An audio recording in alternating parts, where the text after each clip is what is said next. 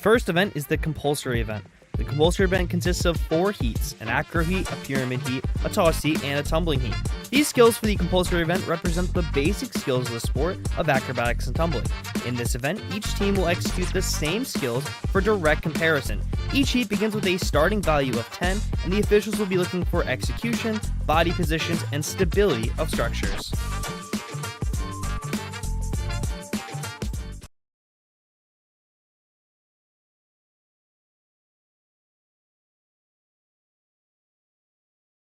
NCATA Division III tournament for acro and tumbling. Mark T. Robinson on the call. I am back here with my main man, Kyle Shipp. Kyle, it's been a fantastic 2 days so far of acro and tumbling competition.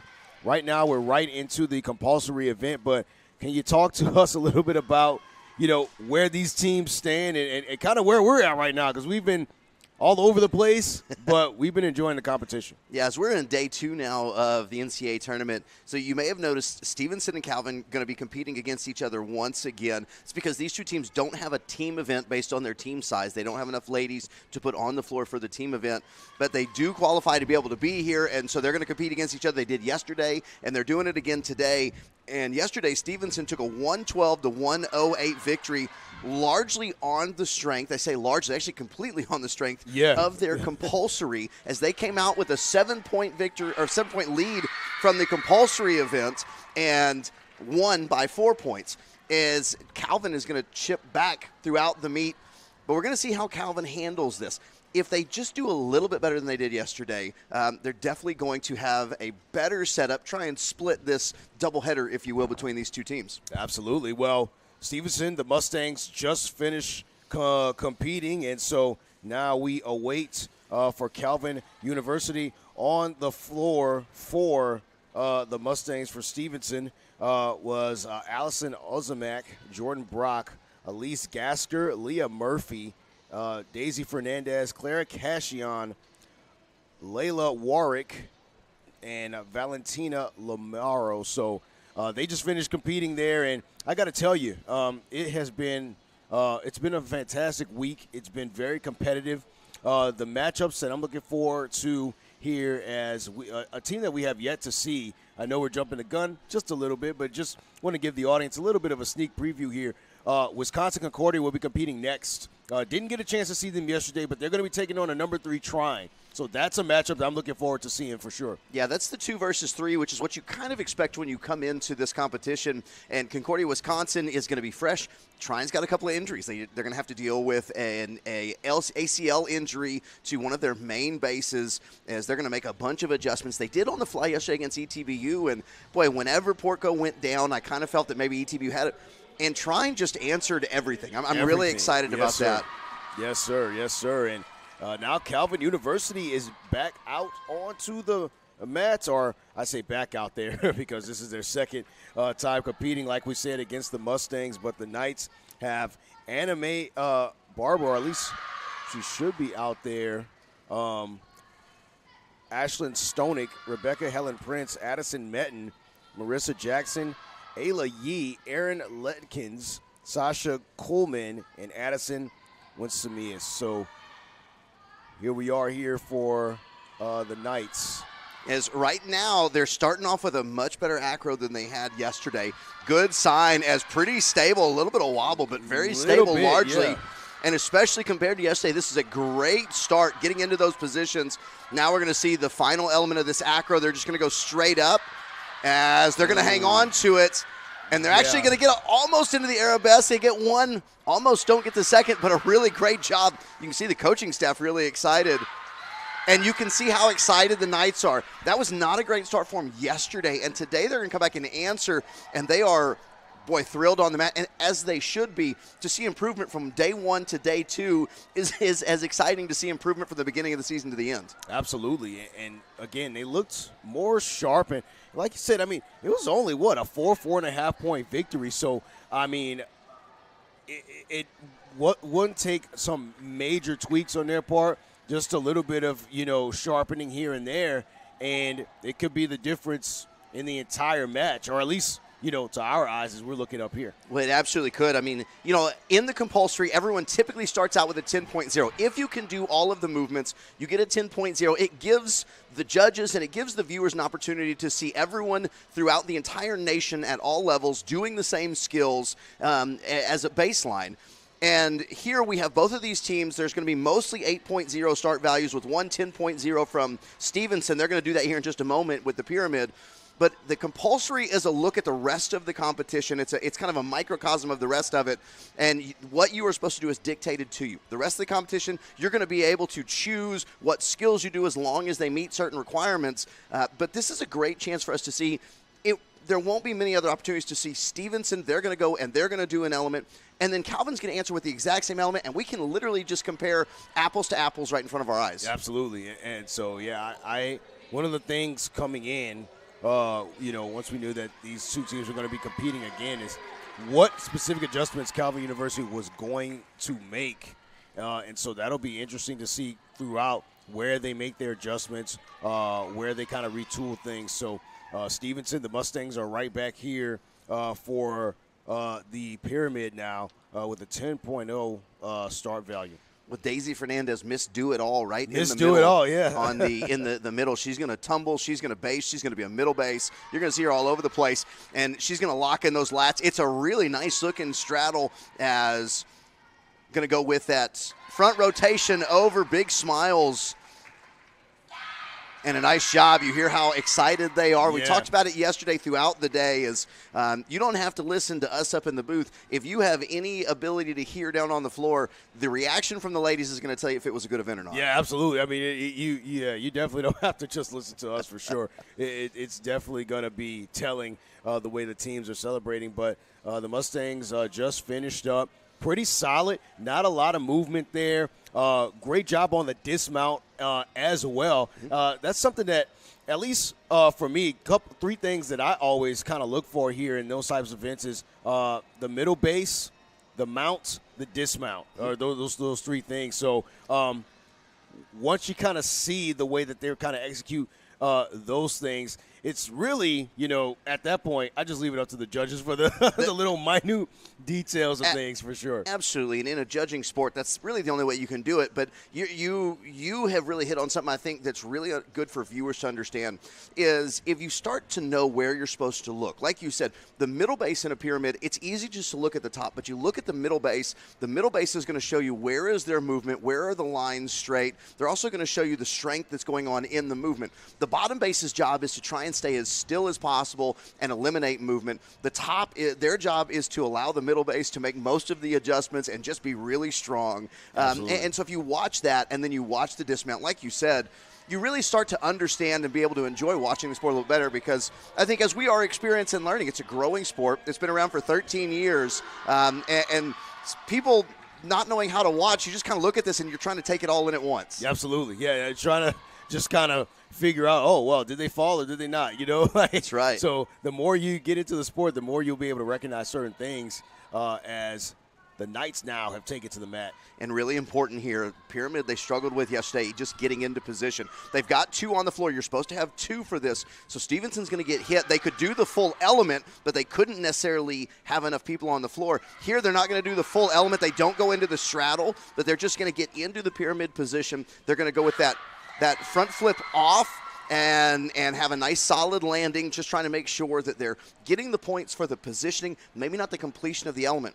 And so they were able to get into a good position, able to have a good front rotation off.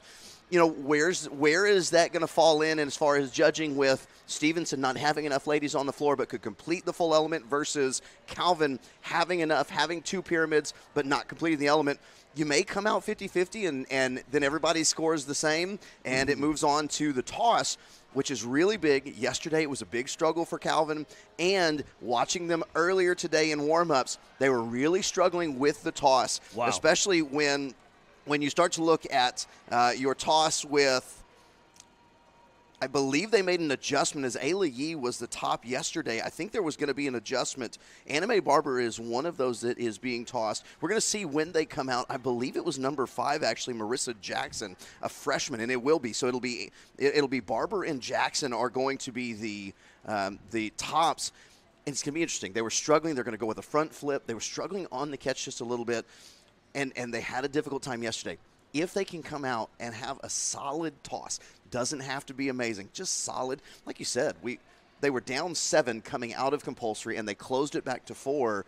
If they can just come out at a normal level, even, I think Calvin's got all the momentum. Yeah, I believe so. And the funny thing about it is that when you look at both of these teams, I mean, I know Stevenson, a couple of their start values are right at a 10. Most of Calvin University's start values below 10. They've got a 9.4 in a couple of things. But I feel like the strategy for both these teams, especially considering how close the total scores ended up being, their strategy's pretty similar. They want to play it tight. They want to be precise. They want to be able to execute the particular skills that they as a team feel comfortable in executing. So that's going to be a little bit of the chess match here that I'm going to be watching for sure, and that's something for our viewers to look forward to as well. It absolutely is. So nice set into that hollow position. They're going to go up with the front layout, and a nice job as they hit it well. Great job on the left side with the front layout. The left side, the right side, they got a little bit rotated towards the left, but otherwise a pretty nice job. Not a ton of height, but again, we talked about it yesterday. They've only got 3 tossers. So one, they've got to make sure that they're able to go straight up and straight down, not have an issue because they don't have one of those tossers on the front. And they've also just got to make sure that they're going straight up and straight down with the catch because you don't have someone catching the feet. Yeah, you don't, and that's what makes it all the more difficult. But like you said, both formations look like they held fairly well. I was particularly watching the left side for sure. Very, very good execution on the left side, right side as well. As the Knights here are waiting to approach the mat here, so we'll see how they can kind of counter in response. But pretty good execution there from what I can see. On that last routine. Yeah, I think so. And so Calvin's going to come out and do the exact same thing. The full element is a little bit more difficult. It's actually a full excuse me, apologies, I'm not trying to cough in the mic. You know, look, I come out to East Texas, we got all the pine trees, and all of a sudden I developed this little cough that I don't know it's coming. Like, I'll just be talking like, oh, there's this cough. Like, what's going on? When I first moved down to East Texas, funny that you mentioned it, I had to get used to the weather and things like that. So it took me about 2 months. I had a headache every day until I could kind of adjust to it. But I understand where you're coming from, partner. That's right. As they're going to take the floor, and so we talked about it with, your tops, Anime Barber and the number 5, Marissa Jackson. Jackson, a freshman, Barber, a freshman. They're going to go up and the front flip, and they really have to run. They make the catch. Boy, as they really have to run after and catch Marissa Jackson. Yeah, that took him out of position for sure. Way out of position. And so because there was so much movement there, I'll be really honest with you, I didn't get a good look at how Barbers went on the other side. Right. I think they had a little bit of movement too, but boy, really watch as they were going that direction. And we'll see kind of how that plays out with because it's not just the catch, it's also going to be the technique in the air, which typically when you have movement that far across, you're going to struggle a little bit on those points as well. Yeah. And so we saw, you had Stevenson have a pretty good look at it. We'll see where Stevenson gets dinged. And I think as with many sports, sometimes there's just those things you have to survive. You're like, man, we're not great at this. Maybe they're better at us. This is true. We just have to do well enough to get to the thing we're good at. And I think that's kind of what Calvin was doing there. Absolutely. And so watching how they were able to kind of execute there, and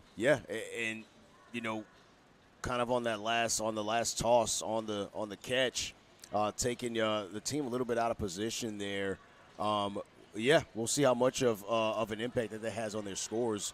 But if I'm the Knights, again, one of the things that the players were saying, some of the things that we were saying as well too, is just next play mentality. You got to try to shake it off because that can be detrimental if you're not able to. If that's something that you now will start to second guess yourself on going forward. Absolutely, as the Mustang's going to take the floor for the comp tumbling. So there's a little adjustment to what they're actually competing. So we'll take a look at as they move through. This is typically a back tuck. So they're going to go the full back tuck, 5 back tucks. About 3 different steps forward, but they get the full 5 back tucks. This is usually the toe touch into the back tuck. And so they're just going to go the vertical jump into the back tuck. Again, though, 5 back tucks. They get that done. Back handspring, and then they're just going to finish that off. That's usually a back handspring, back tuck. And now we move into a running tumbling. It's going to be a round off, back handspring, and then I think they're going to do a back tuck. And a good job. A little bit of a stumble out at the front, but fairly clean. Yeah, that was clean, and it was synchronized, as that is part of this element. Is it synchronized? And you're right, that was just a little bit of a stumble from Claire Cashin. As Cashin, she comes, hits, and then kind of steps towards the left. Again, the outside of that vertical line, trying to avoid movement left to right. But they get that done. We're going to see Cashin a couple of times in the team tumbling events, so don't want to harp on that too much, as we all take those little steps every now and then. But a nice job from Stevenson, and now we'll see Calvin. A couple interesting things with Calvin, the best tumbler on Calvin's team, Anna Mae Barber. We talked a little bit yesterday about how she was limping pretty heavily and how she struggled on a couple. Here's the deal. I talked to her after the meet. She probably has a broken foot. They're pretty sure it's broken. They're pretty sure she did it on Tuesday. And so I'm like, hey, wait, how do you even do that? She goes, well, I'm a former gymnast. Here's the deal. Gymnasts have a different association with pain than the rest of humanity. and so she said that. I said, oh, okay. But so it's going to be interesting to watch her, because she was going to complete, I believe it was a 9.75 open pass. And I may be incorrect. We'll have to go back and take a look at that. But it was going to be the highest scored pass of the entire meet that they had with Stevenson. Wow. And she still completed it, still did a great job. She was actually hoping to make the event finals tomorrow, but got outscored by 0.05 points. So she's actually not going to be in that, and I would have loved to see her compete on a full foot and not a broken one. Yeah, it would have been absolutely something to witness. And that was actually something that I was going to kind of bring up. Is the fact that, you've got an athlete on the Knights side that's competing with a broken foot, a freshman at that. And still was able to have a very strong turnout. Yep. I mean, she did fantastic during the tumbling event yesterday. Something fantastic to watch for sure. And so, like you said, I mean, that's the relationship with pain is you got to change the definition of for a gymnast for sure. Yeah, as the Knights are getting set to go here. But yeah, you really do. And again, so we talked about this a little bit yesterday, taking a little time here. Every time you deviate from the actual determined factor of what you're supposed to be doing, judges have to kind of recalculate things based on, okay, they didn't do this, because especially with compulsory, like, you're supposed to do these certain things. And so you can't, while you can say, okay, we're not going to be doing this, it doesn't actually work that way on the score sheet. So they're making a few recalculations, which is why this takes just a little bit longer than is typical. It'll clean up as the day goes on, and as we do have a really exciting day. And we talk about next is going to be Trine versus Concordia, Wisconsin. But I'm even excited about tonight. And I use the word even, and I'll kind of explain that a little bit. So the two teams that are competing tonight, ETBU and Buffalo State, they're going to be their final event of the year, or final meet of the year. They still have the ability for event finals. But I'm excited because I thought they both did some things really well yesterday, and I feel like they've got momentum coming in. I think it's going to be a really close meet today, especially based on the scores. They both scored very similar yesterday as well. They did. It was very high scoring on both ends, and that's going to be a very interesting matchup as well, as a nice execution there on the back tuck. We'll see how they do here on the next one here. So 5 ladies on the floor. 4 of them have done 2 back tucks. One hasn't been able to do the back tuck yet. We're probably going to see her do the back handspring if I had to guess. No, so she's just going to go back. So 4 back handsprings, not going to go into the back tuck. And now we're going to go into the running tumbling. That could hurt going forward. It really could. It's going across, round off, back handspring, back tuck. And the Knight's going to finish off. So, really what you see is that 5th athlete was on the floor to be able to complete the round off. And here's the deal. It's kind of we'll go with some track terminology. Sometimes even if you're not going to win the event, you still have to put someone out there just to get the points. Just to get the points, absolutely. And that's kind of what it comes down to here. You put someone on the floor, and the only thing that she can do is the round off. But you're going to get points for that round off. The second event is the acro event. This marks the beginning of the optional portion of the meet. Each team will compete with skills previously chosen with different possible start values. There will be between 2 and 4 athletes in a group on the floor in each of the 3 heats. Heat 1 has 5 elements, Heat 2 has 6 elements, and Heat 3 has 7 elements. The start value is determined by the difficulty and combination of each skill. In addition, each position must be held for 3 seconds. This event demonstrates power, strength, and balance. The second event is the Acro event. This marks the beginning of the optional portion of the with different possible start values. There will be between 2 and 4 athletes in a group on the floor in each of the 3 heats. Heat 1 has 5 elements, Heat 2 has 6 elements, and Heat 3 has 7 elements. The start value is determined by the difficulty and combination of each skill. In addition, each position must be held for 3 seconds. This event demonstrates power, strength, and balance.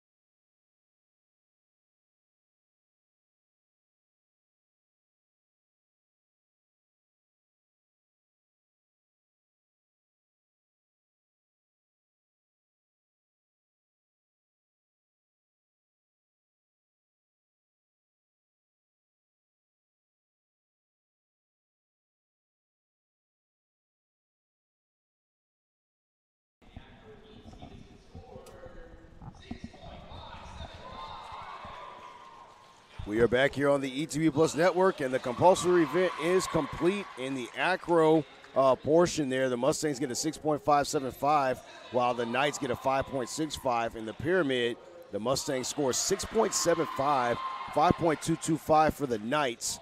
In the toss, 6.575 for the Mustangs, 5.40 for the Knights. And in the tumbling event, just a 2.0 for the Mustangs. And the Knights get a 2.0, so even there. And so fairly close overall thus far. 21.90 for the Mustangs for the total score.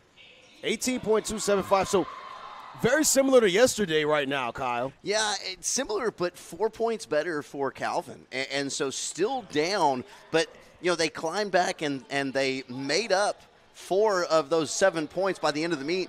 Right now they're only down by 3. If they make up 4 points, they win by 1. So it'll be interesting to see how the rest of the meet plays out, as I think it's going to be a little bit different now as we move into the acro portion. We're going to have 3 heats, a 5, 6, and 7 element. We're going to start off with the 5 as Daisy Hernandez missed Do It All on the floor. Yeah, absolutely. As she's going to be the top this time. We've seen her as a middle base. Now we're going to see her as a top, and she's going to do a back tuck off and a really nice, you see her with the double fist pump as, hey, it's the Masters week. Why not? We'll go with the Tiger double fist pump. Right. She's mounting now. And straight into a straddle, and then she's going to go into this vertical hold as Claire Cashin is going to be the base. Cashin, boy, trying to stabilize. Boy, rocking back, but a good job. You see the movement side to side. Hold, yeah. But Cashin does a good job, doesn't allow those feet to move. And good adjustment for the sure. Stangs are really excited. I mean, you have to have amazing upper body strength to be able to control that one, because it was definitely a point where I thought she was going to take a step forward. Never does, able to maintain her balance, and that's what you hope for in a base. Yeah, as that was a 9.3 start value, so a really good start value for the Mustangs, and completed most of it. You know, obviously there's going to be some small deductions here and there, but as far as major deductions, major steps, really weren't any. So that's going to be a pretty good score for the Mustangs, as the Knights are going to turn around. They're going to have an 8.85 start value, and Ayla Yee, Aaron Ledkins, Sasha Coleman are going to be on the floor and see how it is that they wind up answering with a really good 5 element. Yeah, that was a good start for sure. And so far, again, Stevenson showing that, you know, they're a little bit more sharp here thus far. Just very, very similar to yesterday's scores. And so, again, as we go on throughout the meet, we will see, again, where the Knights have made their adjustments and where they're sharper than they were the day before. But once again, I feel like that's a bit of a tall order in this sport because of how many – we talked about the injuries. We talked about the number of athletes that are kind of banged up a bit here. Right. So it's a tall order for sure. It really is. Only 3 competing in this one here for the Knights. So they're going to get into the support position with the heel pinch.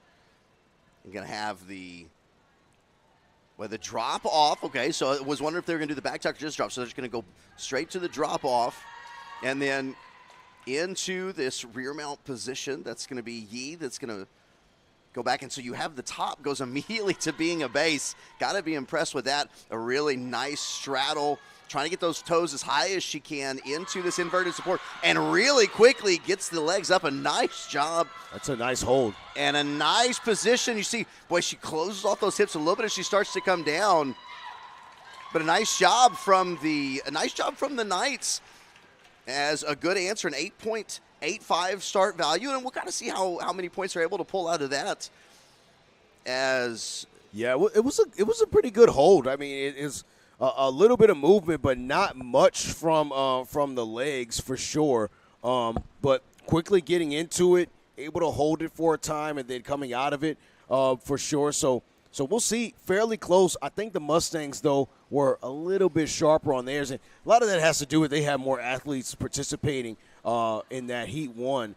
So we'll see for Heat 2 how the Mustangs come out and kind of set the table. Well, and let's do this. You know, we brag on Daisy Fernandez, and she deserves every bit of it. Let's also brag on Aaron Ledkins there, as Ledkins went from being the top, so she goes up. She's the one that's being held, and then she immediately goes into being the one in the overhead support for the straddle. Yeah. So she is a top and a base within the exact same element. You don't always see that. Sometimes you'll see tops and bases, and as the heats change, they'll change. Now, she's going to say, I'll go up, and then I'll be the one lifting somebody up. So really nice job from Ledkins. Absolutely. And so far, again, great showing here on the mat thus far as the Mustangs are getting set to go here. That was heat number 1 of the acro event, the 5 element. Next up is going to be heat 2, which is going to be a 6 element synchronization. So we will see here as stepping onto the mat will be Elise Gasker, Valentina Lamaro, Daisy Fernandez, Layla Warwick, and Leah Murphy, a freshman, and 4 sophomores. So an 8.30 start value. And they're going to go with, they are going to have the synchro, and so it's just going to go 2 and 2. So 6 element that's going to happen with 4 ladies. As, boy, they're going to struggle on that side, so they're going to try and get the rear mount. They go for the front mount, unable to do it. They're going to go into, and very quickly, a really nice job to get into this. I was going to say, that's a good adjustment for sure. Yeah, really nice job. And so they, you know, kind of have a little bit of a stumble, and we talked about it. Can you answer? And so they're going to get back and just try and put it behind them, as now into the inversion piece and quickly out. Quickly out. But they do get the inversion, maybe not held for the full 3 seconds, but they do both get the inversion. And so some bobbles, some struggles. and yet they still get credit for the entire routine, and I think a pretty good job to make sure they get all of the points they can. That was a good adjustment on the initial mount at the beginning. A bit of a stumble, but then, decided to kind of reverse the tactics there and get her mounted another way here, and was quickly able to get into the toe point as well. So, like you said, a couple of little bit of struggles there, but again, you're going to get credit for at least completing it. So, I mean, that's something that they can kind of hold on to as well. Yeah, and I'm really impressed with the composure of Gasker and Lamaro there. Is they have the initial bobble, and boy, they knew what the plan was. The plan is if we struggle here, we're just going to go into a really quick rear mount. We're going to get there as fast as we can and try and catch up to the rest of it. And it was a good job. I think in terms of not allowing it to kind of crush you, they didn't get there, back from I guess I'm gonna use a dad phrase here. They didn't get their dauber down. They kept their head up and just said, okay, what's the next thing that we need to do? And a really good job. Absolutely. Great job for sure here, as it's going to be now Heat 3. It's going to be a 7 element coming up here, but first we're going to have the Knights. I was going to say, first we're going to have the Knights. The 7 element is coming up, but the Knights will compete first, and then we'll have the 7 element. So kind of jumping the gun a little bit here. Well, and it's a little interesting because it kind of feels a little bit like deja vu. I think it does. I think that's what it is. Yes, sir. you do this and you're like, wait a minute, haven't I already said this? And yes, we probably have. It was just 24 hours ago. Yeah, absolutely. Not even, probably. Well, and probably more like 18 hours ago. Something I think that we're gonna. Yeah, it wasn't even 24 hours. I think one of the things that I'm trying to keep an eye on. So when we talk about this, we talk about the balance of points and the differences from yesterday to today. Another key difference is I believe the athlete who did the open tumbling pass yesterday for Stevenson is currently on crutches and doesn't have her hair up. And it's the weird things that you notice with the crutches. Sometimes we'll see ladies who stay in a boot, stay on crutches. I mean, a lot of these ladies, as ETBU, I was talking to Coach Davis Lavelli earlier. ETBU has a lady that has a meniscus tear and a stress fracture, but it's her senior year, Maddie Lozano, so she's like, no, I'm just going to finish this off. Yeah. And so you'll see these ladies that sometimes they'll leave a boot on or they'll be on crutches, and then they'll get it off, they'll get taped up, and then they'll go do their thing. But the hair being down, we had a conversation about the hair yesterday. The hair being down tells me that she's not competing today. Yeah, she's not going to compete. She did a full tumbling pass for him yesterday. It's going to be interesting to see how they make the adjustment today based in scores and how many points are they going to lose if they have to make an adjustment to someone else. Absolutely, and we saw that was huge yesterday with trying. They did it kind of seamlessly, but it caused them to have to change some things on their entire routine as the Knights got a little bit of a wobble there on the mount. He does a good job to hang on to it, though. This was the element they had a difficult time with yesterday, so they're going to see if they can manage this. They're going to get into this vertical, and they did a great job. Yesterday, they couldn't get into that with one of the groups. They make the adjustment, and a really nice job to complete the element. One final element here in the 6-element synchro as they go up and trying to get those feet forward. Boy, really good positioning and high toes. Really nice job. As big smiles from the Knights. Absolutely. Aaron Ledkins again, the Knights misdo it all. Boy, that was a really nice position. Those toes were so high. Whenever we talk about that positioning, I always relate it to, if you're at home right now, I just want you to sit on the ground, feet together, straight out in front of yourself. And then I want you, with your hands by your hips, lift your feet off of the ground, right where you are, and try and hold that for 3 seconds. And tell me how difficult that is. And now she's in the air. Her rear's not on the ground, which ours would be. She's using her hands, and she's holding those toes up by her belly button. Really impressive. Yeah, very impressive. Again, great core strength. You've got to spend some time on the ab cruncher, being able to hold it for that long there. But again, like you said, that was Aaron Ledkins, and if I'm not mistaken, Yvette Tompkins, the other freshman. At the top there as well. So great job by the Knights. I think it was a good bounce back. In the previous heat, had some struggles there, but a great job putting together heat number 2. So to me, so far, that was their strongest showing in this event thus far. I give them a little bit of a nudge in terms of how they performed there in their heat number 2 versus how the Mustangs performed. So good performances from both. But, if it was up to me, which it isn't, but if it were up to me, I would kind of give the nod to the Knights. They did a great job of responding. Yeah, I think so. As the Knights are starting to try to build some momentum, because right now everything that they're working with everything they're working towards is basically, can we be better than we were yesterday? So now they've removed Stevenson as the opponent, and they're going just against themselves from yesterday. True. And so every time they hit something today that they didn't hit yesterday, they make an improvement. And I think, we've already seen a couple of adjustments in some personnel and who's on the floor. And I really think that they're building that momentum and building some excitement, trying to get into some of the later pieces of this event. As we're about to get into the 7 element. Yes, 7 element is coming up here for Stevenson. We've got Allison Ozimek, Jordan Brock, Leah Murphy, and Miss Do-It-All, Daisy Fernandez, coming up here. As we're going to add counting to Daisy Fernandez, so you're going to see her on the side. She's not actually going to be doing any of the elements, but she's going to be the one counting, keeping everyone in sync. So I think we can add another Miss Do-It-All to her resume. Absolutely. So I mean, and that's one of the parts of it that's very important. It's like I liken it to the metronome as a drummer in the band, keeping that timing, keeping the pace.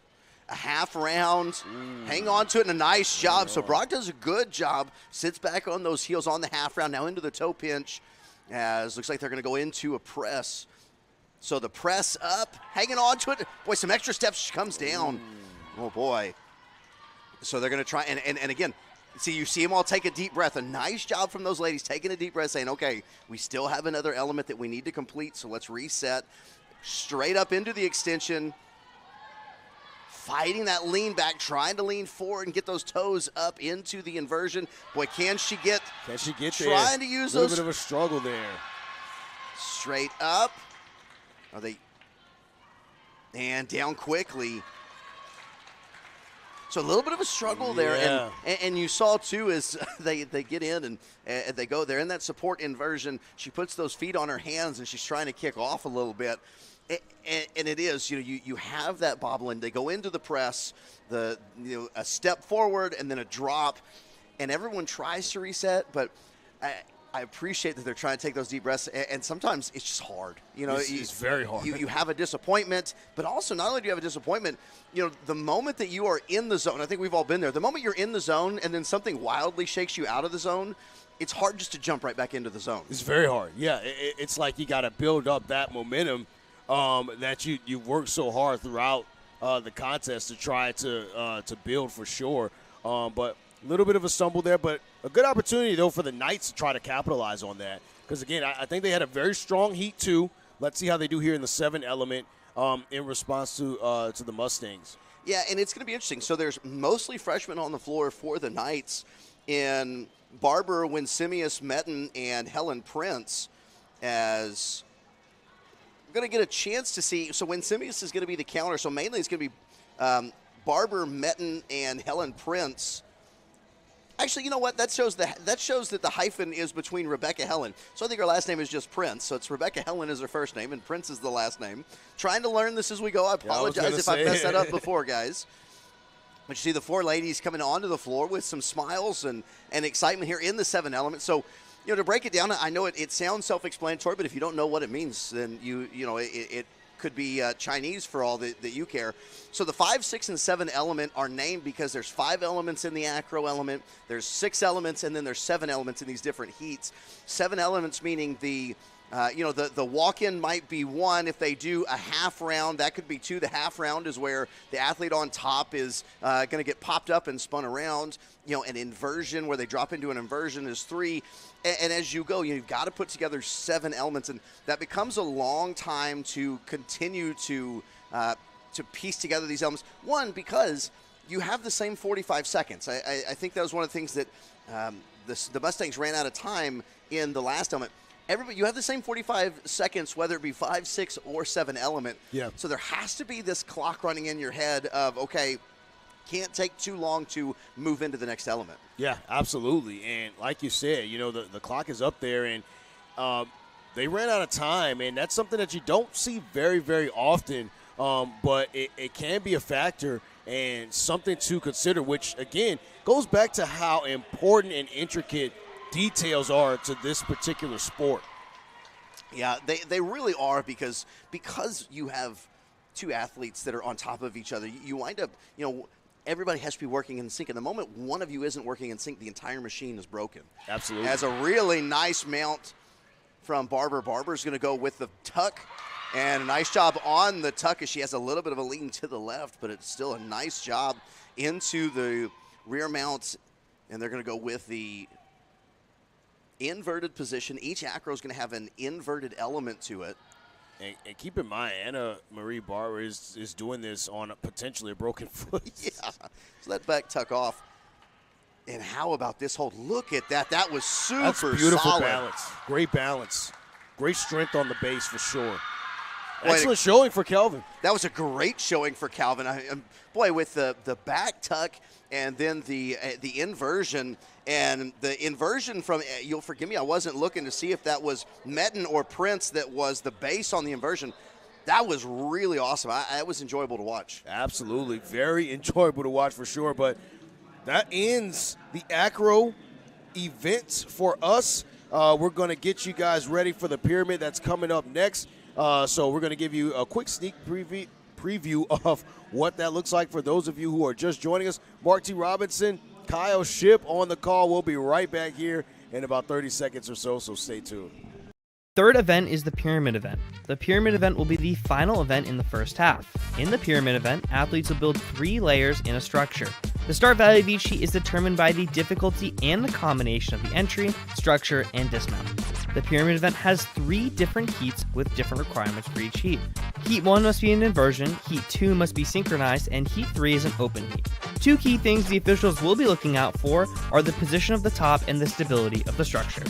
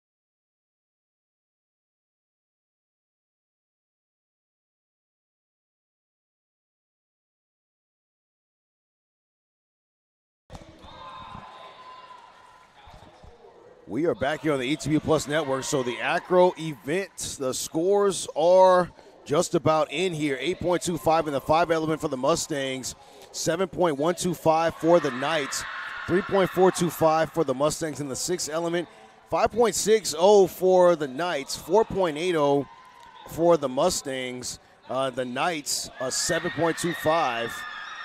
So in spite of the fact that one of the things that we talked about was the fact that during the break, right as the Knights ended, as we looked at the overall total scores, just about tied. 38.250 for the Knights, 38.375 for the Mustangs. So this is a contest, but Dead heat. Yeah, before the start here, one of the judges raised the red flag because we were talking about it, saying that last element that Calvin University did, they did 5 instead of 7, so that might have gained them a few points, but they still overall took the Acro event. Yeah, that red flag means that they deviated from what was on the sheet, and so they made some adjustments there.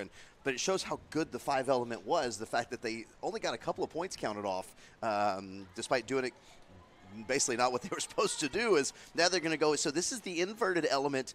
Daisy Fernandez on top. It's an inverted pyramid, and really nice as they go quick, boy, as the drop right at the end, or not a full drop, but boy, kind of slides down through. Yeah. And so the pyramids are the inverted pyramid, the synchro pyramid, and the open pyramid. The inverted means you've got to have, or the inversion pyramid means you have to go upside down with your top. There you see Daisy Fernandez goes up and does a good job trying to hold that as long as she could. She was going to hold that for as long as she could. Maybe gets about a second, winds up coming forward. On the drop down, you see that they kind of lose her a little bit. I couldn't tell if they lost her through the middle, meaning that her body bent as it was coming down, and so she didn't come down flat. She kind of came down in a V shape, which is going to put a lot of weight on the hips, and you're just going to slide right through. Or if she actually wound up rocking back, meaning that she, on the inversion, when she comes off, she actually didn't get all the way extended towards the bases in the front. But still, they get the inversion, and that was a start value of 10.0. Yeah. And starting with a 10.0, you get everybody in position, you get inverted, and you're willing to take the deduction for not holding it for 3 seconds, because a 10.0 start value is a huge start value. That's a big time for sure. And like we were saying at the top here is that the majority of both these schools, very similar start values across the board for the most part. There's a slight deviation in a couple of start values here and there as we go down throughout the contest. But for the most part, again, both teams with very similar strategies here. But a start value of 10.0, I mean, that's big. Again, they have a lot of confidence in what they're doing in their pyramid heat as the Knights are getting set to respond here. But I just want to talk really quickly about how tight these scores are. And we talked about it, that this was going to be a pretty evenly matched meet as we saw yesterday. But today it looks like the Knights have made the necessary adjustments and are responding well, keeping pace. Yeah, we've seen actually the Knights exceeding a little bit, and the Mustangs kind of coming back to the pack as the Knights have cleaned up some things they didn't do well yesterday. The Mustangs really struggled in the acro element, so they're trying to pick it up here in the pyramid element. Is we're going to have, I believe it's going to be Ledkins is going to be your top. Your middle base is going to be Yee. Oh, no, excuse me. That's going to be Barber. Barber's going to be your top. They're going to go inverted. Yee, your middle base, you see, boy, they've got a wrap around her waist, her knees, and her toes as they're going to go up and straight over. And down. And so a 9.40 start value. I think very similar. They were going to have Barber go up. If she got into a balance, then awesome, we're going to take it.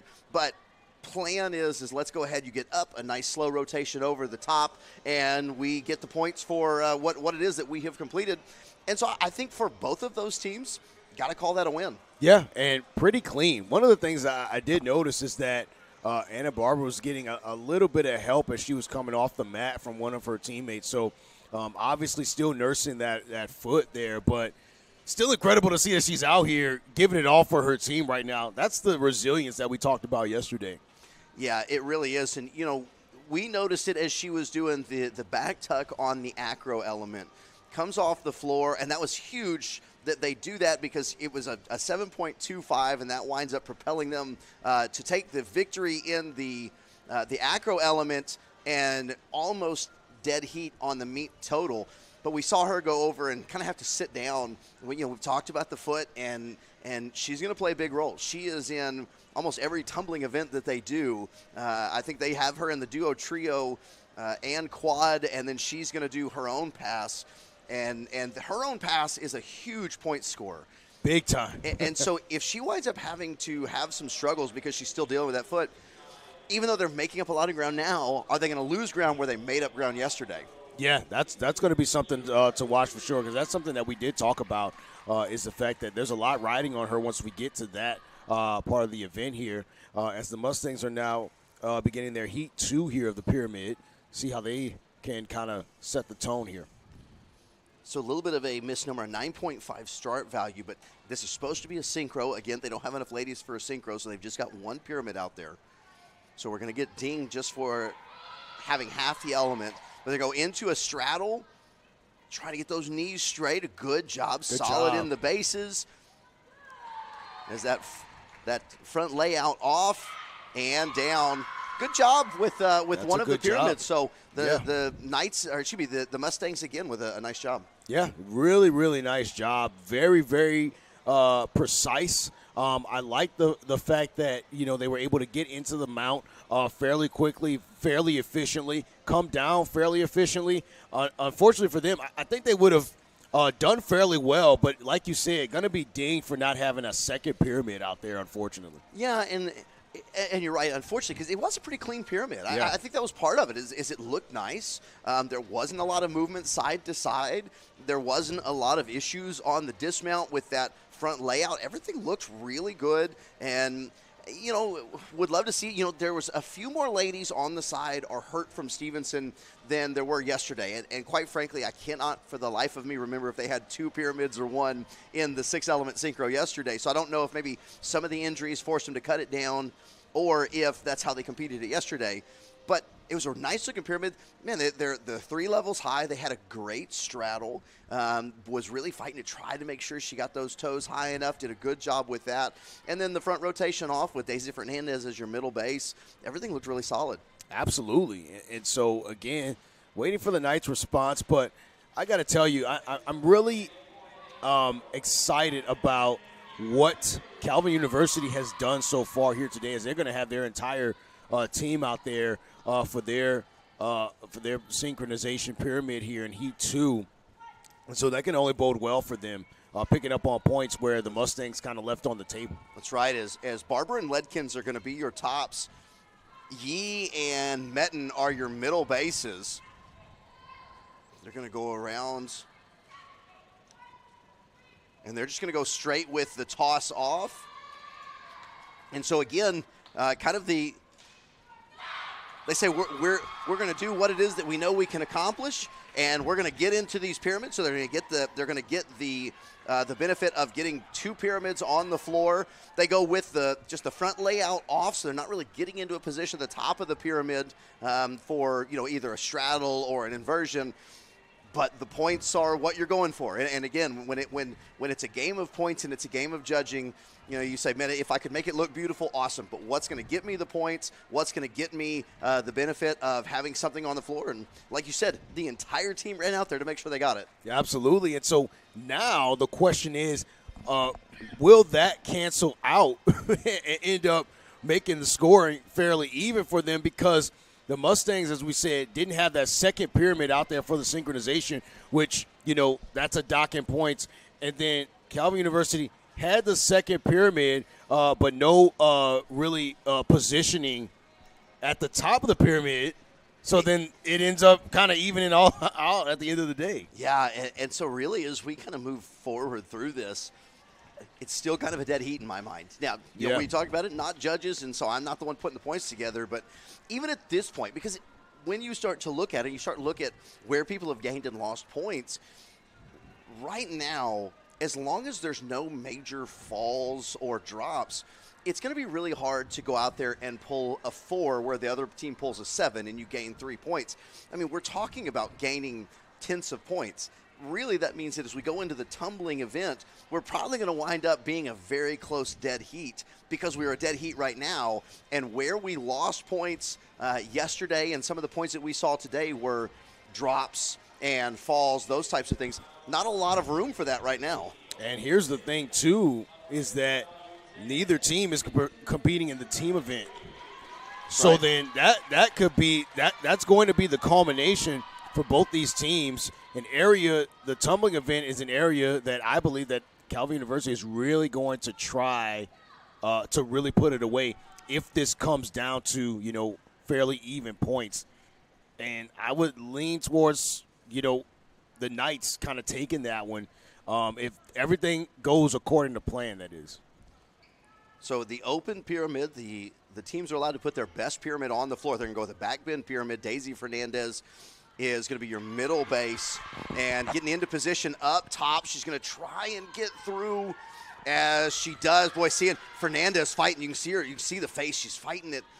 And a good job with the front layout off. They struggled with that. I think they struggled that yesterday and do a really good job to finish it off today. You see the excitement, and Fernandez is exhausted. Look at with the arms. She's trying to shake out her arms. She's shaking it off, yeah. She was fighting that. And for anybody that is watching, I would suggest either, maybe at halftime here in a couple moments, rewind a little bit and go watch Fernandez who is fighting it. Because as the legs are coming through, we talked about when the hands are above your head, it's a stronger position for that middle base. When she has to open up those hands a little bit to allow the feet to come through for that top position, that's a hard thing to do. And Fernandez, you could see the wobble. She had a base kind of holding her around the belly button, just trying to keep her stable, and a really nice job from her to finish that off. Once again, showing you the importance of that middle base, and she did a fantastic job just holding steady there. And so the Knights will have to respond here, but like you said, I mean, that took a lot of strength, a lot of poise. Yeah, it really did, as that pyramid was a 10.0 pyramid. And there's obviously going to be deductions. There's always deductions. But you have a 10.0 pyramid that you don't fall out of, that you don't have something catastrophic happen. That's going to be a good point getter, because even if, let's say they even get 2.5 points deducted. I'm not sure where it is, but let's say they get 2.5 points deducted. You still wind up with a 7.50 pyramid, which is a pyramid that, Calvin is about to go out and compete a 9.2. If Calvin loses a 1.5 and you lose a 1.5, you still have a 7.5 pyramid that goes on, which is going to be in line with all of the other scores that you have. You'll take it. And I'm not entirely sure that that's only going to be a 7.5. That may be closer to an 8. Yeah, absolutely. And then when you factor in the fact that, there may be 2 or so points taken off from whatever the Knights do, unless they have to almost – the pressure that it puts on is that they almost have to be perfect. That's absolutely right. That's absolutely right, because now, they realize that there haven't been any big falls, and so it's like, okay, we've got to match them. And you say, okay, are you going to be able to do what it is that you do well, or are you going to start going, man, we got to figure out how to get them? Yeah, absolutely. As Yee's going to go up to the top. Ledkins is your middle base, trying to hold steady. Boy, a little bit of a sway back and forth, but they're going to manage it, get into that straddle position. Now they're going to go up and over with a nice drop. That's a great hold, great dismount. Yeah, a really good job. Hey, great job by the Knights. Great response. We sound like a broken record. I think it's going to end up being dead even still. I really do. I just based on where ladies did something really strong, where maybe they just did something to get the points. We kind of saw a little bit of both of that, but the Stangs did a great job with the pyramid, and I think that the Knights really, it's not their strongest event based on some of the ladies that they have. I think when you look at the makeup of the two teams, I think when it comes to just pure strength, I think the Mustangs have a little bit more of that. But they tried to capitalize. The Knights are hanging on well, and we're going to move into the toss and tumbling and figure out who's going to be the victor today. Absolutely, but before that, we're going to move into halftime, and which is going to be lunchtime for most of us here. We've got about 15 minutes until we're back. We'll have the scores all tallied up. Mark T. Robinson here with Kyle Shipp on the ETB Plus Network, your home for the 2026 NCATA Division III Tournament. We'll be back. The pyramid scores are in the inversion. Stevenson with an 8.2, Calvin an 8.15. The synchro, Stevenson a 5.925, Calvin a 7.45. The open an 8.25 for Stevenson, an 8.3 for Calvin. So 22.375 in the whole event for Stevenson, 23.90 for Calvin, meaning Calvin has taken a 2-point lead, 62.15 to 60.75. So actually about a point and a half. As into the Salto 450 toss. And Stevenson just going to go up and straight down as they get a toss in. And they come down and celebrate the toss. So obviously don't get any of the rotations in. Salto 450 means there needs to be 450 degrees of rotation. That could be the back tuck, the back layout, and a twist. Any combination of 450 degrees will take care of that for you. So Stevenson's just going to get out there and get the points for having someone on the floor without any of the rotation. Calvin is going to answer, and if I remember correctly yesterday, Calvin actually has a rotation. I think they're going to go with a back tuck, so it's not going to be the 450, but they still have some rotation that goes with it. As Stevenson trying to play a little bit of catch-up. Mark's back on with us as Mark Stevenson with about a 1.5 lead heading into the toss and tumbling with 90 possible points on the table. Yeah, that's going to be very, very interesting for sure. And 1.5 lead right now for Stevenson, still anybody's contest right now, especially, again, the biggest factor is the fact that there will be no team event for these two teams. So, I mean, it's up for grabs for sure. The tumbling is going to, with it being this close, the tumbling event is going to be the one that determines where this contest goes, at least in my opinion. But what do I really know? I would certainly agree. And last time these two teams met yesterday, we saw two different strategies. We saw Stevenson willing to actually leave out a member of the trio tumbling pass, so that way they could get full marks in the quad and have a full score availability at least for the duo, trio, and quad. Calvin, however, chose to utilize the same two athletes in the duo, trio, and quad and limited how many points they could at least receive on the floor.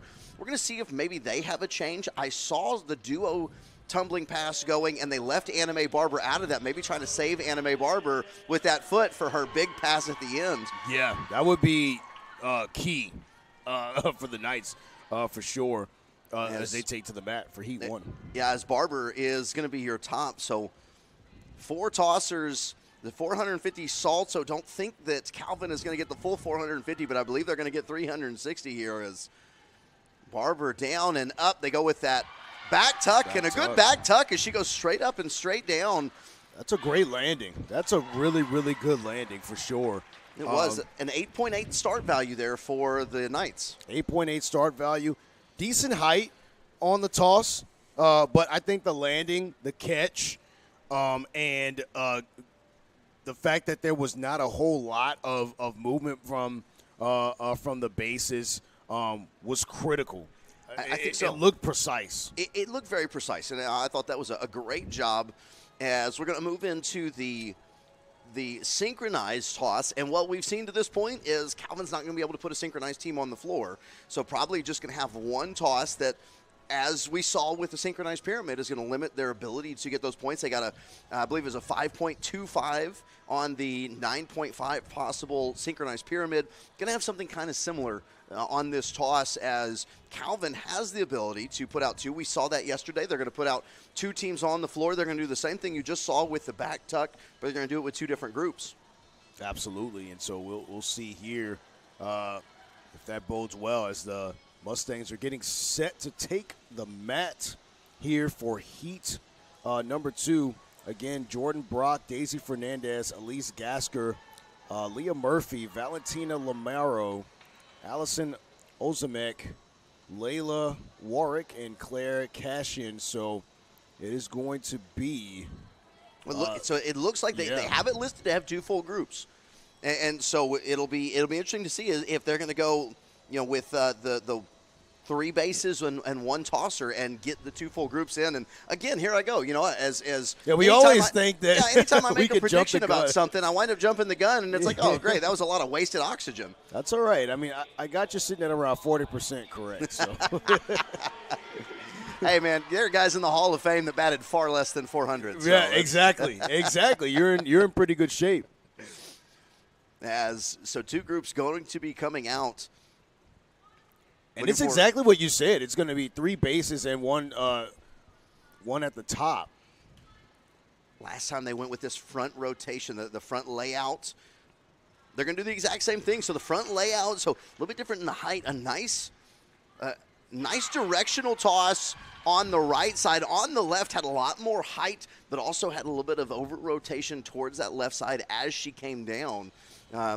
But still, again, and I think it's kind of the name of the game right now is just getting all the points that you can and giving yourself the ability that, because even if you get counted off for not being able to do something all that well, that's better than getting no points because you couldn't do it at all. Yeah, absolutely. I mean, that's definitely something that is something that they've talked about, something that is worth considering.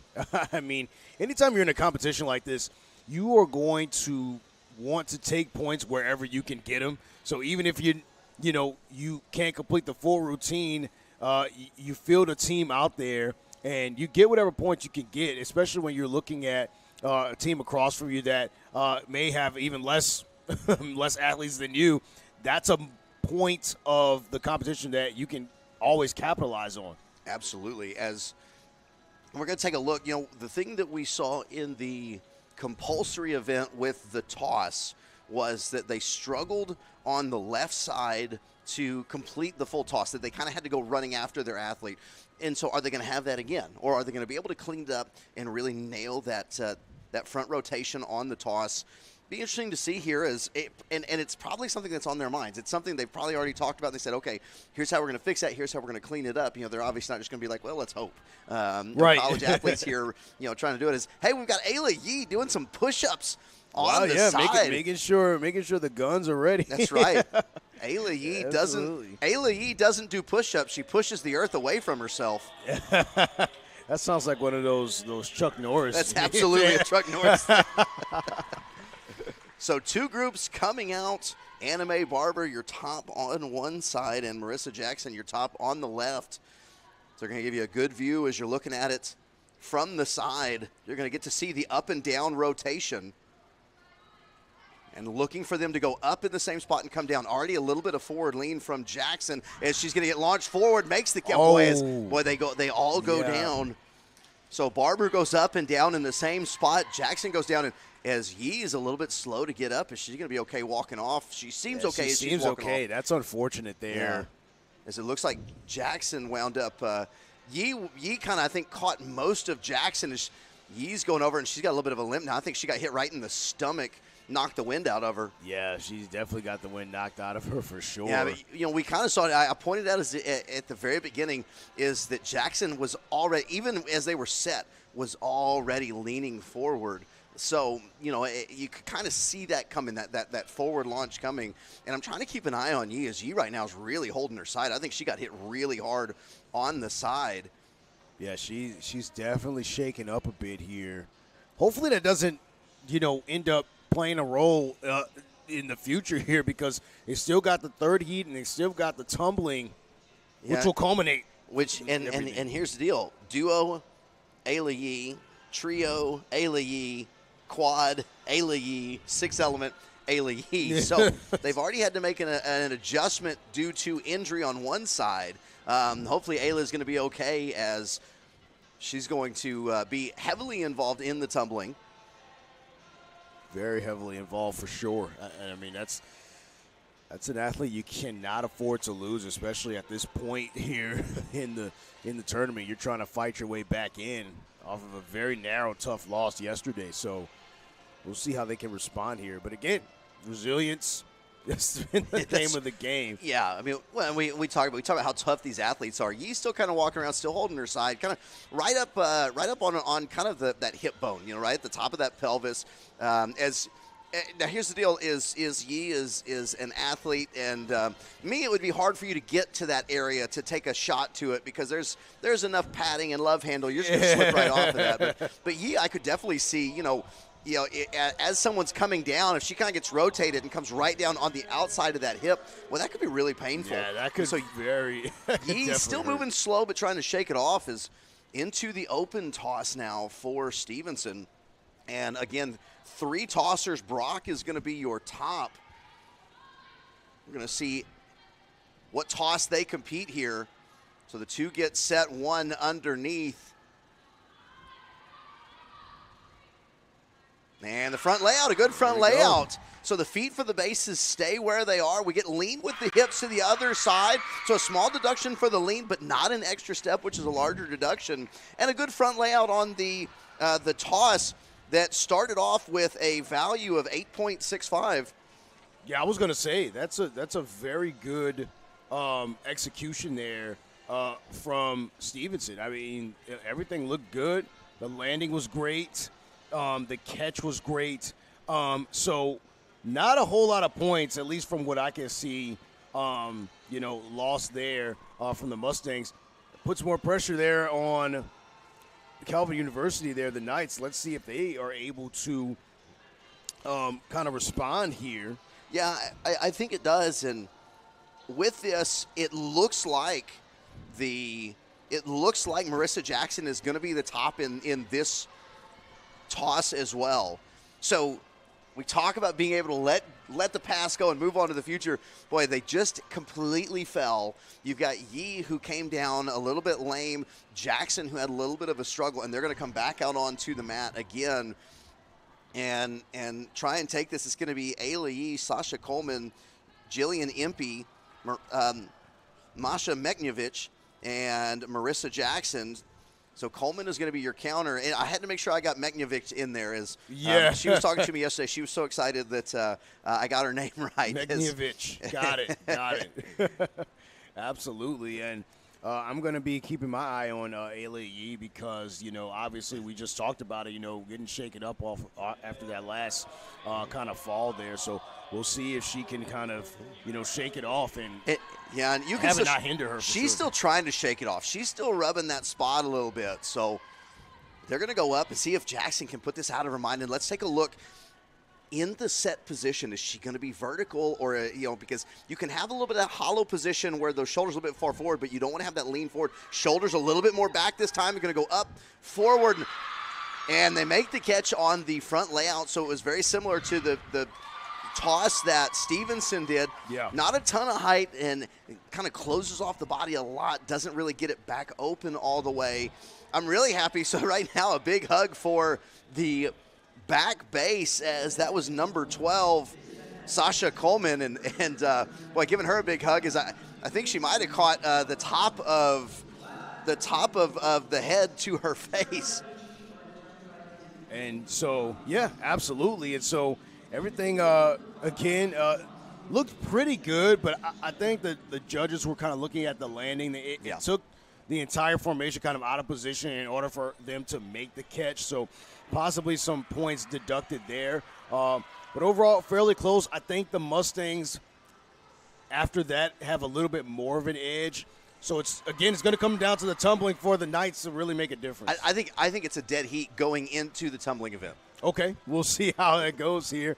As we'll take a step aside here, we will preview the next event, which is going to be the tumbling, my personal favorite. And we'll be right back here on the ETB Plus Network, so stay tuned. Don't go anywhere.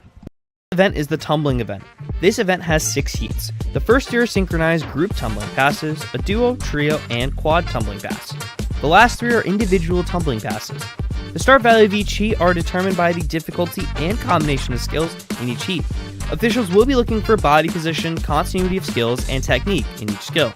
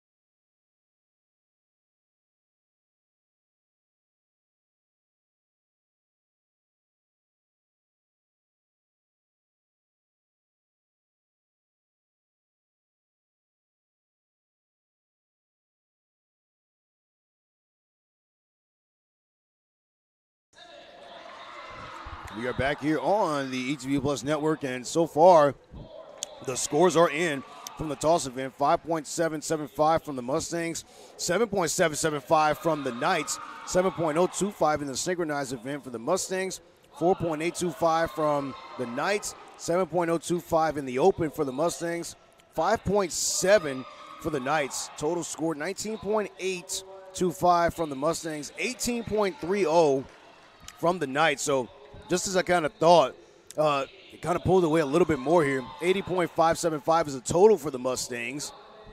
And for the Knights, 80.45. Wow. I mean, you talk about, the margin for error being slim is an understatement right now between these two teams. Yeah, it absolutely is. As we're going to start off, 60 points available now. We've got the 6 heats. We got the duo pass going to start off for Stevenson. As Stevenson send out Leah Murphy and Valentina Lamaro. As they get running in, front handspring, round off, back handspring, back tuck.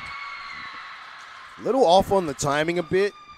And I felt like on this far end, I believe that's Lavaro for the Mustangs. A couple of the round off wasn't landed very cleanly. It was a little bit of a hesitation there, and on the landing, a little bit off on the synchronization, but overall fairly clean for the most part. A couple little things there that I think the judges are going to kind of take a look at. I think so. You're right. Kind of a hesitation in the middle there.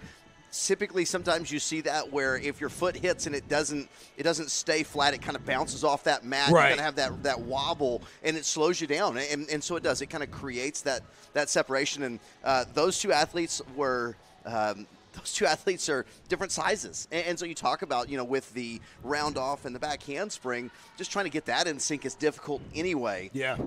And so I was wondering if they were going to remove Barber from some of the team tumbling heats. They are not, so she's going to stick around. So wow. Anime Barber and Ayla Yee is a couple of, let's face it, a couple of ailing athletes here. Right. I was going to say both kind of battling through their own little injuries here. And because these two show up in the next 3 events, really the only event that is going to count for their score is going to be this event right here.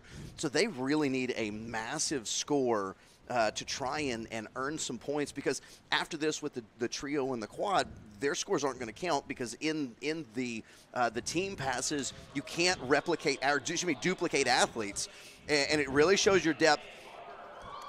Stevenson is going to try to avoid doing that. Calvin is just going to lean into it and say, these are our tumblers. Yeah, it's going to be very interesting to see how that strategy kind of plays out for them as we're set to go here. Is the front handspring, round off, back handspring, back layout.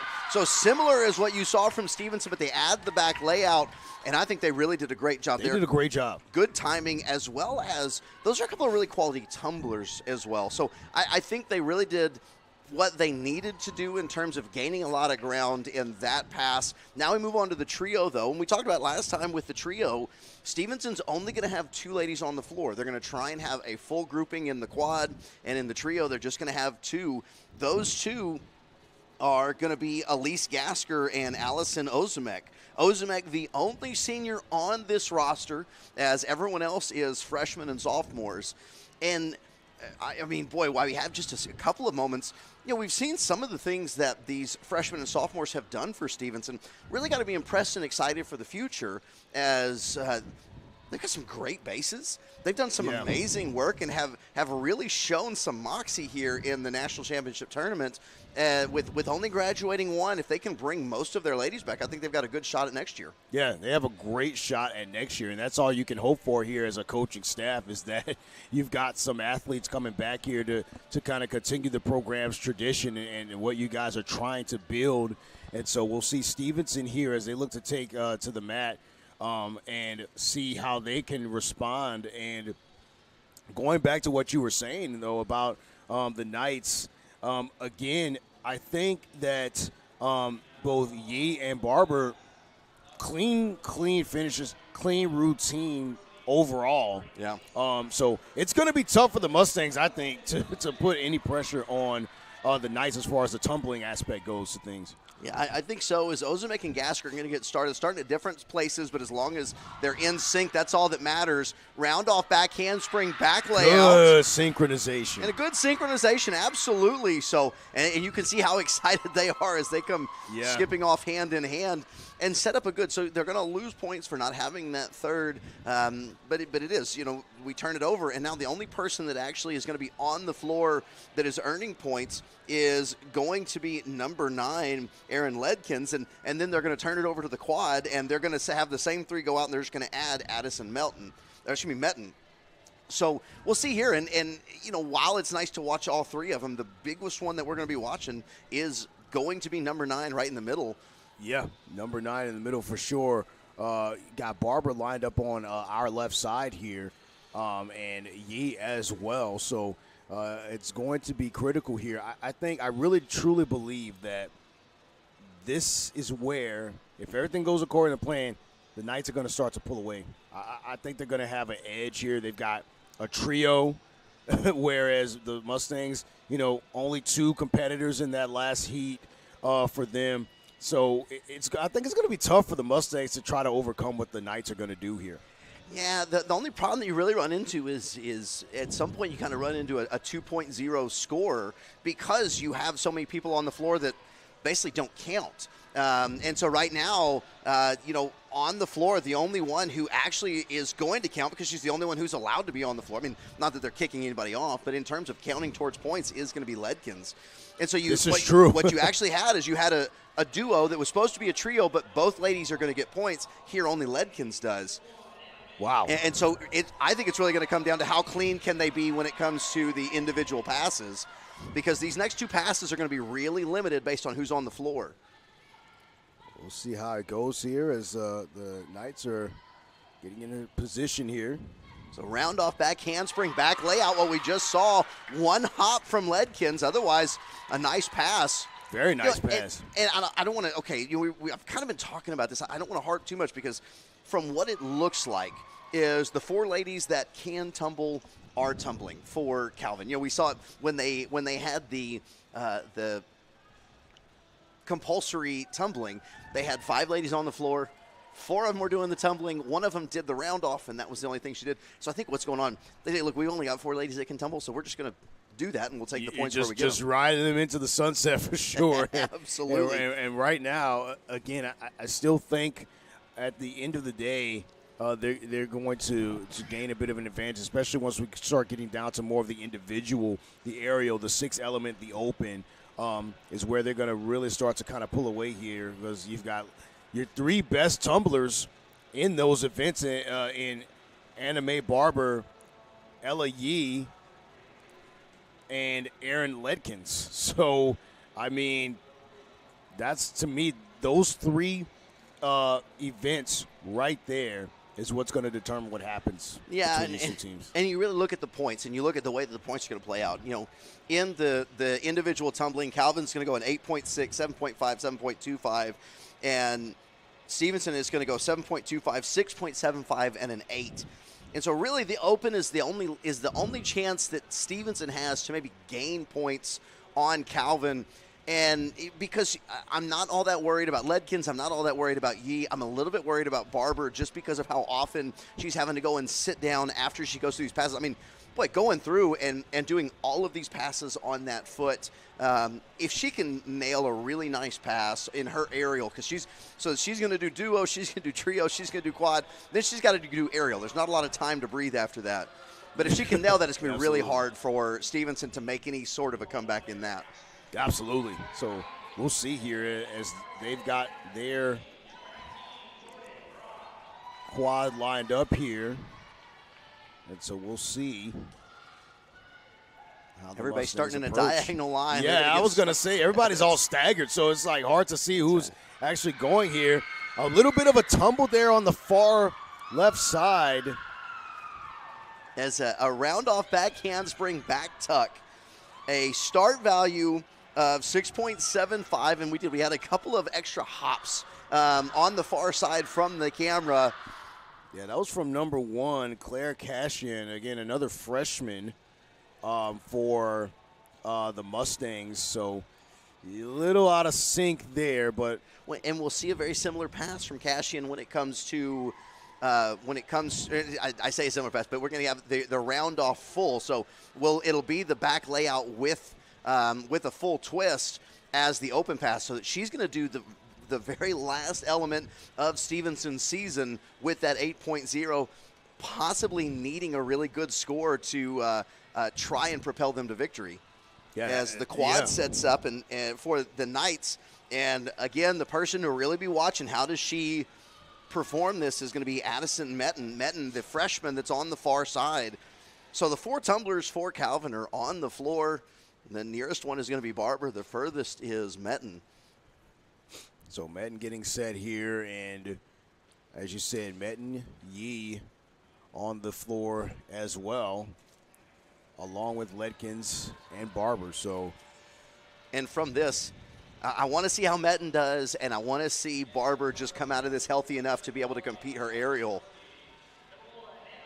yeah, that's actually the big question for sure. Something that we're definitely keeping an eye on.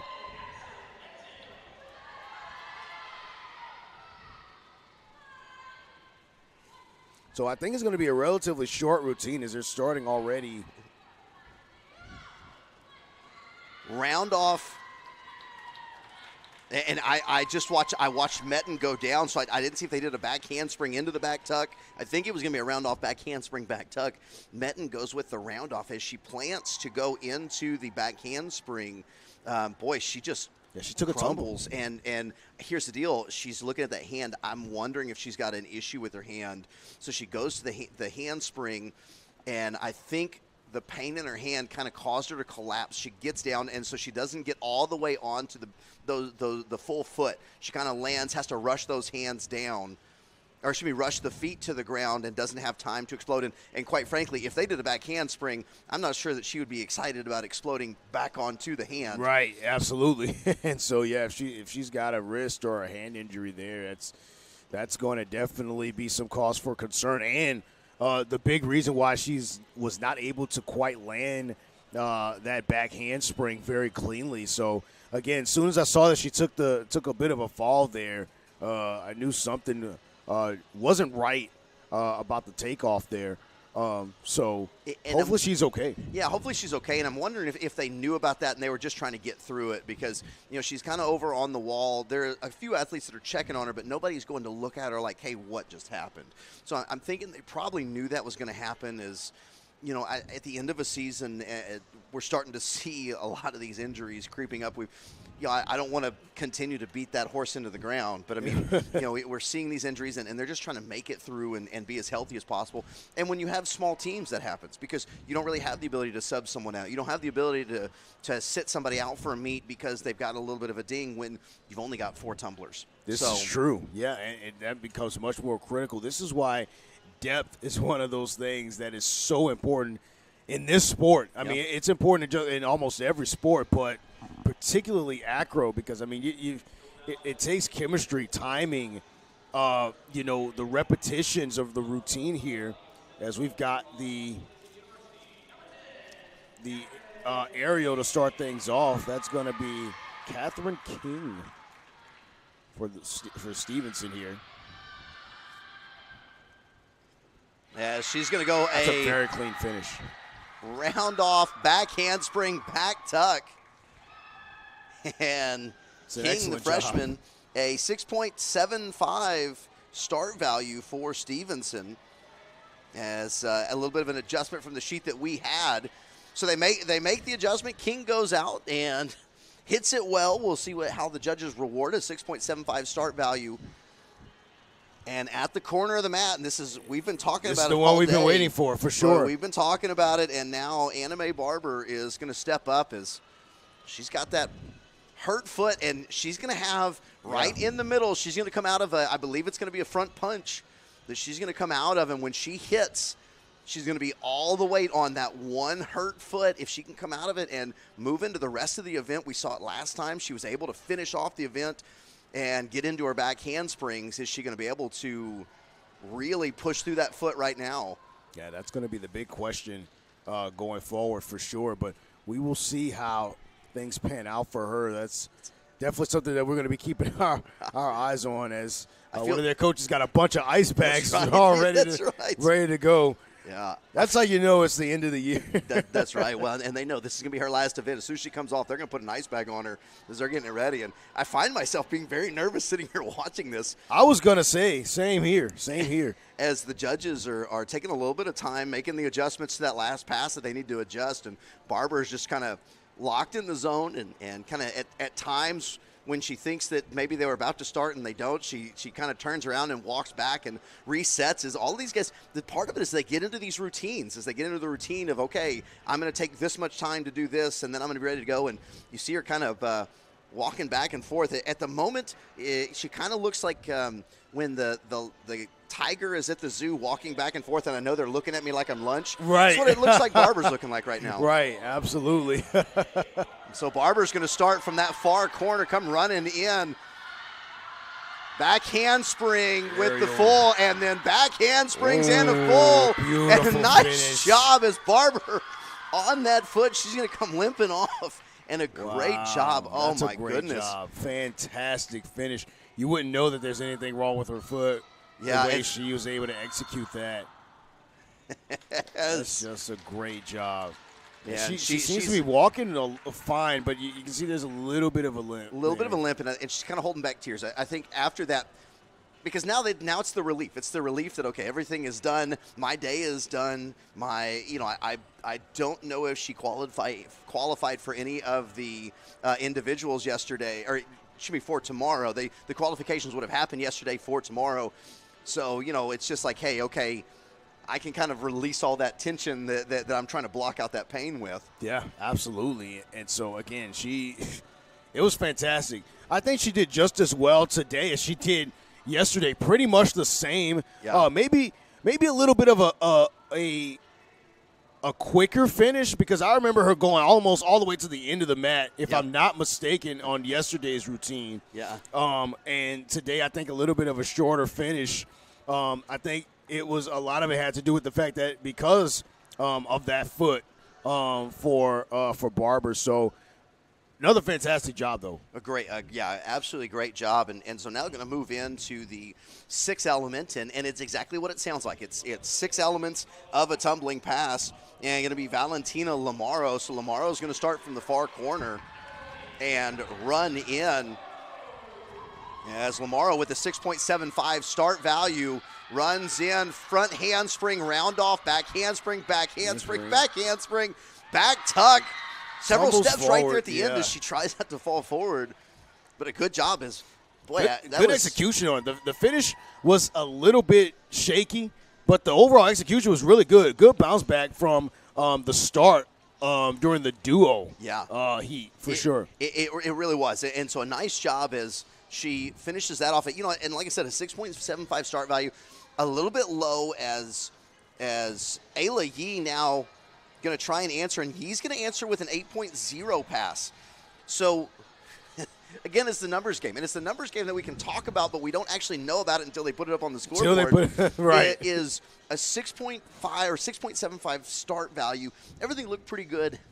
3 steps at the end, so not sure exactly how, if each gets deducted or how that functions, but you have the steps at the end.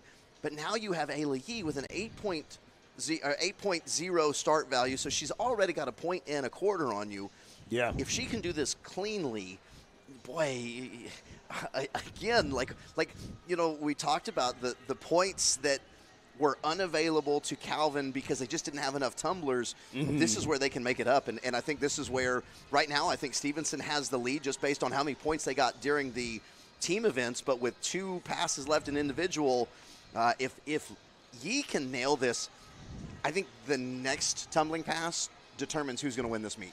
I believe so. I think Yee, again, she does a great job with this. Again, I still have the overall edge going to the Knights. I think this is their event for sure. Slight edge over Stevenson. They've done well, but we'll see how Yee does here. She looks to approach the mat for her routine, and here we go. Round off, whip, back handspring, back handspring, back handspring, back layout. As maybe just a tiny step to the side at the end. Tiny step to the side, but that was a good job. That was fantastic. Yeah, you can see her kind of fighting with the hands kind of go. She's like, no, no, no, and they had to take Right. it right at the end. But a good job from Ayla Yee is going to wrap up her afternoon with a pretty good pass and then turn it over to the open pass. And so the open pass this is the one pass where Stevenson are going to have the advantage. They've got an 8.0 pass coming up as Calvin are going to send I'm looking at the wrong sheet. I was looking at ETBU's as they're coming up, Sue. Calvin with a 7.25. Yeah, 7.25, and really, really good finish there. Only thing that we're looking forward to now is going to be the Open, which is going to be for Claire Cashian for Stevenson. And then for Calvin University, it's going to be Erin Ledkins to wrap this thing up. So it's going to be so a freshman and a sophomore. And you know, as broadcasters, it's kind of our job to try and keep tabs on where's everything at. Yeah, I don't know if on the floor they're necessarily looking at it and Ledkins and Cashian are going, okay, I could win the meet right here. You know, but there's typically a team event at the end. And so now without a team event, it does put a lot of pressure on this right here. And so it's basically one-on-one at the moment. As Cashian with a big smile, the freshman, it's going to be a quick pass. She's going to run in with the round off right into the full and nails the full. That back step out of it probably going to be written into the pass because you can write in the step out. And I believe that was written in. So she goes round off and the full with an 8.0 pass, and Ledkins going to answer with a 7.25 pass. And wow, we're about to wrap up event number one of day number 2. Of day 2, about to wrap this thing up here. Let's see what Ledkins has to show us as the judges are tallying up scores at the moment. But just going back to Cashian really quickly here, she really excellent job there. I mean, execution was there. Like you said, a little bit of a step towards the end, but nothing egregious or anything like that. But looked very sharp, looked confident doing it. And I just love that she was able to get up off the ground, use her momentum to complete that whip and kind of close things out here. And again, and that's tough for someone who has her height. Yeah. Because, again, she's fairly tall for a tumbler. Yeah, tumblers are normally not at the 5'9" range and up. But the fact that she's still able to execute that is very impressive. I think that's something that the judges do think about. I think so, because there was a lot of explosion in that, too. The full, it wasn't rushed. It wasn't low to the ground. She got a lot of explosion, a lot of height, had time to actually have the full. So it was really good. And so now here comes Ledkins. Ledkins, a 7.5 pass. She's going to take a step forward. It's going to be a short run-up, a quick pass here for Ledkins and the Knights. Round off, back handspring, and back layout. Good clean finish as well. And she is excited about that. Great job by Ledkins. Yeah, no, that was really, really clean. Very similar to Cashian. It was similar to Cashian, and one of the things that I liked about Ledkins' pass is you could really see from the angle that we were at, the straight lines the whole time. The body position was very tight. The legs weren't getting separated. They stayed right together. You saw that nice whip motion of the body in the back handspring and then in the back layout. And, you know, the judges are going to be more trained with their eye than I am, but just watching the back layout, had a long body, nice and lean as it moved all the way over. I got nervous. I thought they were announcing. I did too. I was gonna say. I think they were announcing they were announcing an athlete, and so I'm not sure. Because they were announcing Rebecca Helen Britt, which she wasn't on the floor a ton. So I don't think they were announcing like an all tournament team or anything like that. Maybe they were. I'm not positive. We're gonna have to check, because if they're gonna do that, we probably should know. we definitely should for sure. I'm gonna kind of double check that as well. But yeah, very interesting there. I thought they were announcing scores too, and I was like, wait, there's nothing on the screen. Well, okay, so they were saying Rebecca Helen Prince. So Helen Prince was on the floor several times. She's a senior for Calvin, so we're going to see, exactly what it was. I know Mark's sending a message right now. Yeah, and we're just kind of in the waiting mode of when those scores are going to come out, and should come out a little bit quicker than what we usually see it come out with the team event. Team event obviously takes a long time to judge. We wind up having to fill a lot of time. But so now, I just got the update. Senior, they're recognizing seniors. So thank you so much. Each event, they're going to be recognizing the seniors for the two teams. So they were not, like we said, not a ton of seniors on the floor as they recognized Allison Ozimek for the Stevenson Mustangs and Rebecca Helen Prince for the Knights, as those are the only two seniors on the floor. Yeah, that's it. Yeah, pretty much. I mean, it's again, we talked about both these teams being fairly young. So, I mean, again, you're not going to have a lot of seniors. Only two, and the only two seniors were recognized as we got the final results here in the tumbling duo. The Mustangs with a 4.95, the Knights with a 6.175 in the trio, 2.625 for the Mustangs. And let's see for the Knights, a 4.10. And so for the quad here with a star value of 6.75, 4.725 for the Mustangs. And for the Knights, 2.0, so a little bit of a ding there. 5.925 in the aerial for the Mustangs. 8.1 in the aerial for the Knights. In the sixth element, 5.425 for the Mustangs and 6.90 for the Knights. And looking at the final, the open, 7.70 from the Mustangs.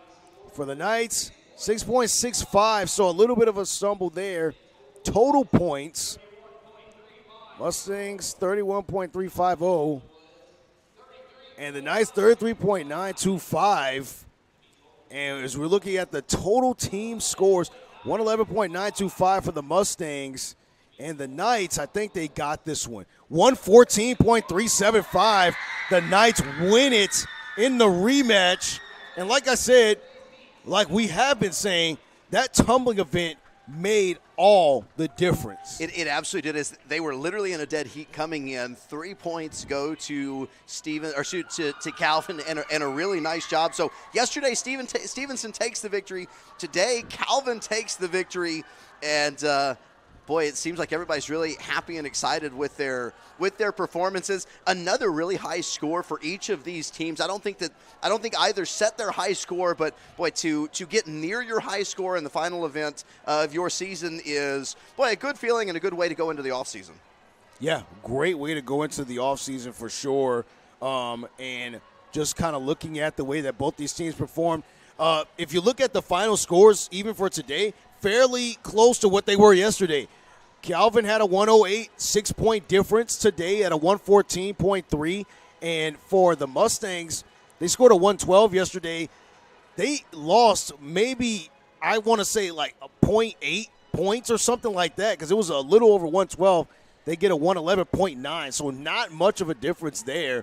But all the difference came is not just in the tumbling event, but the Knights made the adjustments they needed to make to get the win. Yeah, the compulsory event was the whole story. As yesterday, the Knights were down by 7 coming out of the very first event, the compulsory event. And today they come out, they still were behind, but they were much closer. They were only, I think, 3 points behind. And so they went from a 3-point loss yesterday. They have a 3-point loss today, and the 7-point deficit was kind of made up in those 6 points. Yeah, it was made up there for sure. And big shout out to Anna Mae Barber and her tumbling squad that accompanied her as well, with Ayla Yee and Aaron Ledkins.